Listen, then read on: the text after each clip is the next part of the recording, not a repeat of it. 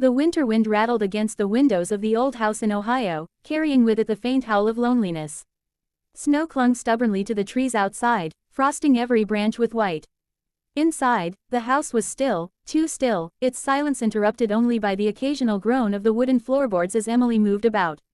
It had been 2 months since her grandmother, Margaret, had passed away, and yet Emily still felt her presence everywhere in the house. The scent of lavender soap lingered faintly in the air, the quilts folded neatly at the edge of the couch bore her careful touch, and the photographs hanging on the hallway walls captured a smile Emily had grown up with. But today, she wasn't walking through the house as a granddaughter revisiting memories. Today, she was climbing into the attic, summoned by a mixture of duty and curiosity. The attic door was stiff, reluctant to open after so many years. Emily tugged hard, and with a groan of rusted hinges, it finally surrendered. A wave of dust drifted down, making her cough. She grabbed the rope ladder and climbed carefully, each rung creaking under her weight. The attic was dim, lit only by the pale glow of daylight seeping through a narrow crack in the wooden boards. Dust motes floated in the air like tiny golden sparks, suspended in the silence. Emily paused at the top of the ladder, taking it all in. The attic was crowded with boxes and relics from another time, faded dresses draped over old trunks, a rocking horse missing one ear, stacks of brittle newspapers yellowed with age. It smelled of wood and mothballs and something else, time itself, preserved in every object. Emily moved slowly, as though afraid of disturbing the ghosts of the past. She found herself opening boxes, pulling out old toys and family photographs. One photograph caught her eye. Her grandmother as a young woman, standing in a sunlit yard, her dark hair pulled back neatly, her face lit with a carefree smile. Beside her stood a tall man in military uniform, his arm draped around her shoulder. Emily frowned. She had seen photographs of her grandmother often, but this man, this soldier, was almost a stranger. He looked proud, confident, alive. Her mother had told her once, in passing, that her grandfather had gone to war and never returned. Beyond that, there had been silence. Her grandmother never spoke of him.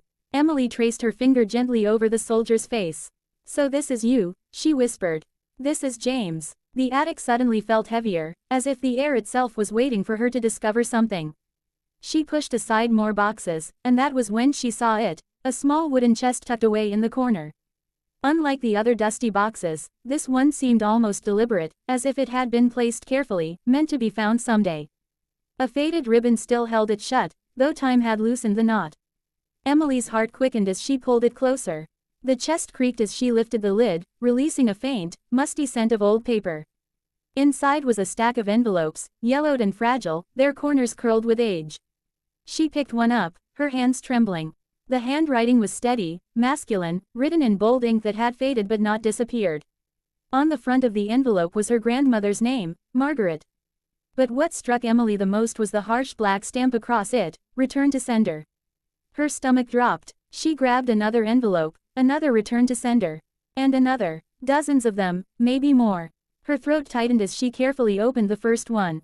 Dash dash dash. The first letter. "My dearest Margaret, the sounds of war surround me.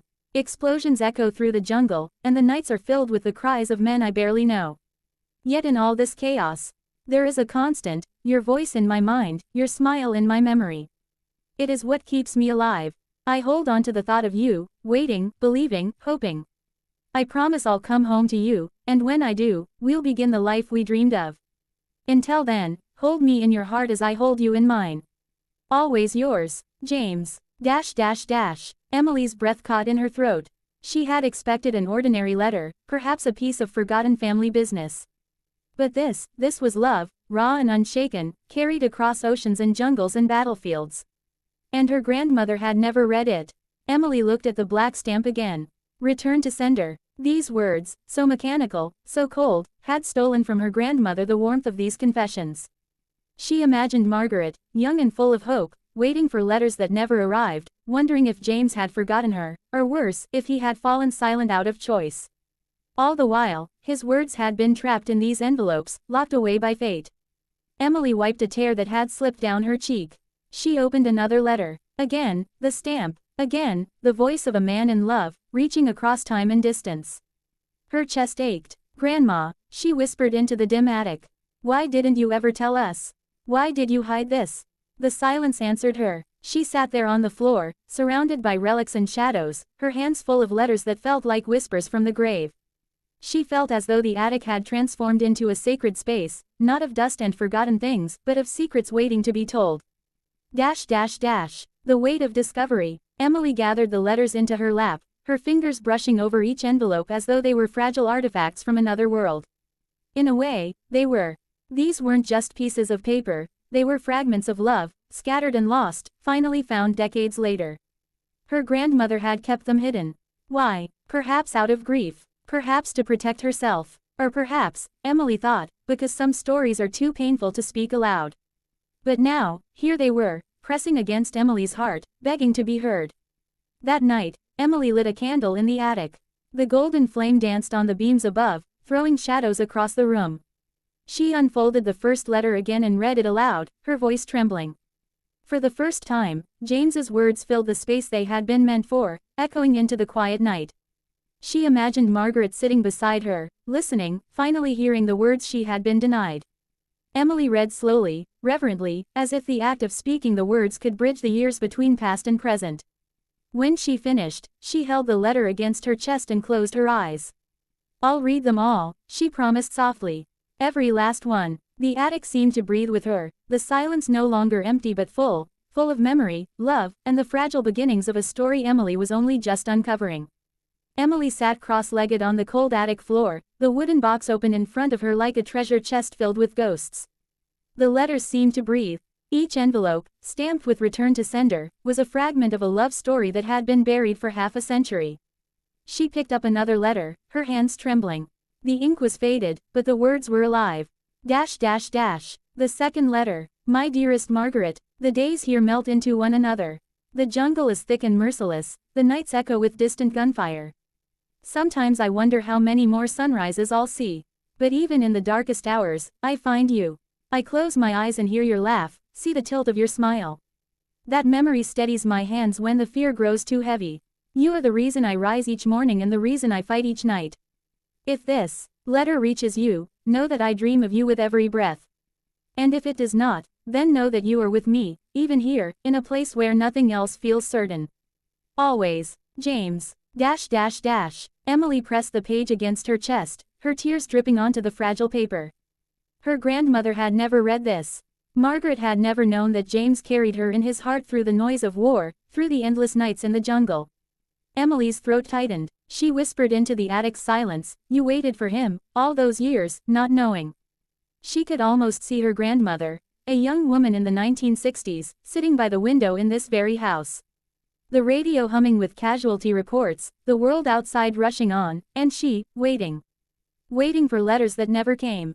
Perhaps she asked the postman with hope in her eyes, "Anything for me today?" And perhaps he only shook his head. The third letter. Emily unfolded another envelope, her hands shaking more now. "Margaret, I've lost friends here. Men I laughed with last week are gone today. This war steals not just lives, it steals hope. But I fight to hold on to you. I write your name in the dirt, in my notebook, even on the inside of my helmet. You are everywhere. If I don't make it home, I need you to know, I never stopped fighting to return to you. I see the little house we dreamed of, the one with the porch swing. I can almost hear it creak as we sit together, growing old in the quiet evenings. That vision carries me through the worst of days. If the war takes me, promise me one thing, live. Smile, laugh, let your joy outlast my absence. Forever yours, James. The porch swing. Emily froze, her tears spilling freely now. She remembered how her grandmother had once mentioned wanting a swing in the yard but never bought one. At the time, it had seemed like a passing thought. Now Emily understood. It had been a piece of a dream. A dream her grandmother had once shared with James, left incomplete. Emily's hands shook as she set the letter down. The attic blurred through her tears.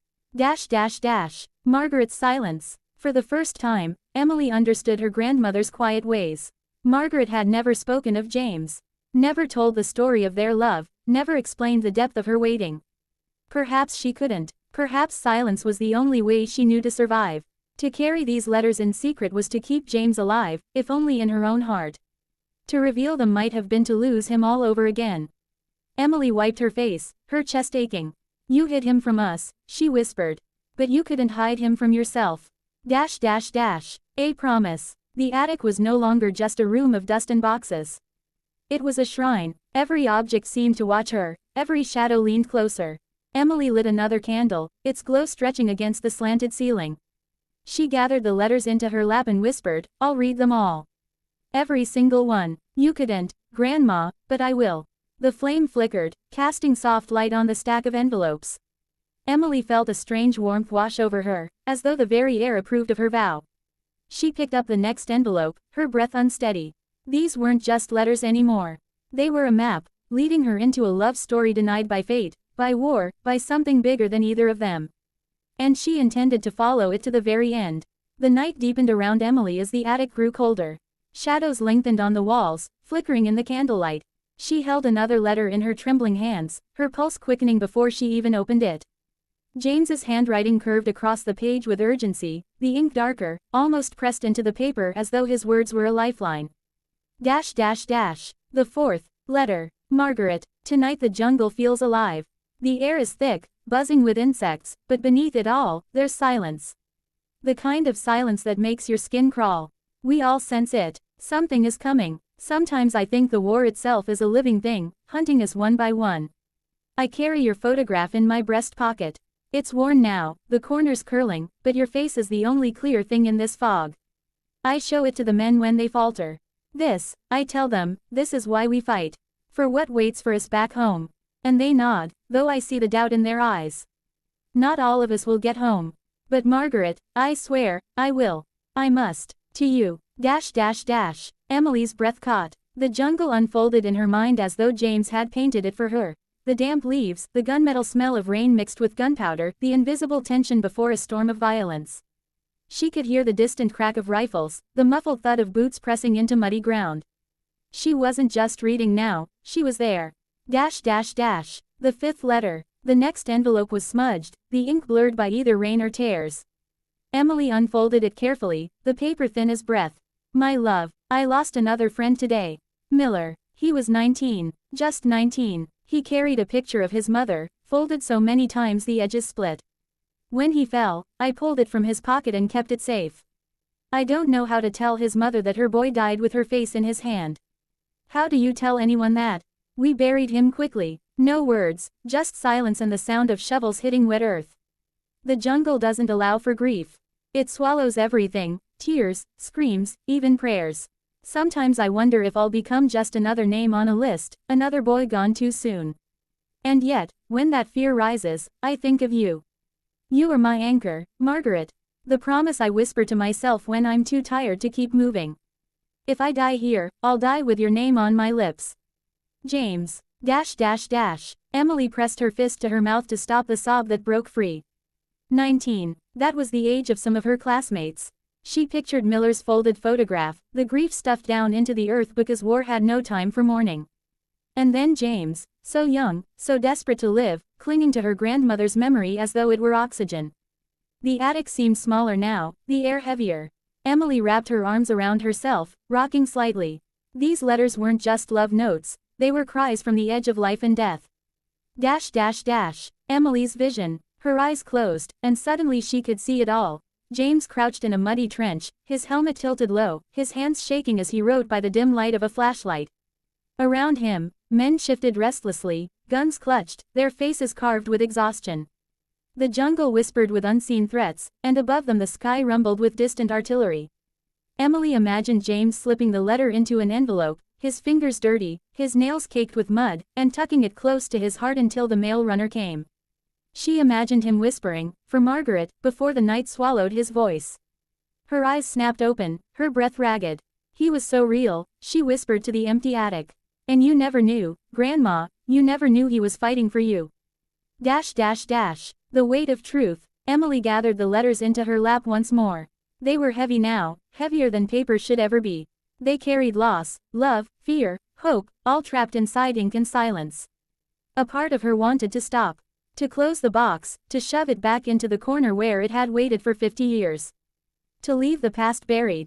But another part, stronger, louder, urged her forward. These words weren't meant to die in a dusty attic. They were meant to be read, to be remembered. Emily wiped her cheeks with the back of her hand. Her grandmother's silence suddenly seemed both cruel and tender. Perhaps Margaret had kept these letters hidden not out of shame, but out of love, protecting James's words, keeping them untouched, even if she herself could never read them. Emily took a shaky breath and whispered, "I'll carry this for you now. Both of you."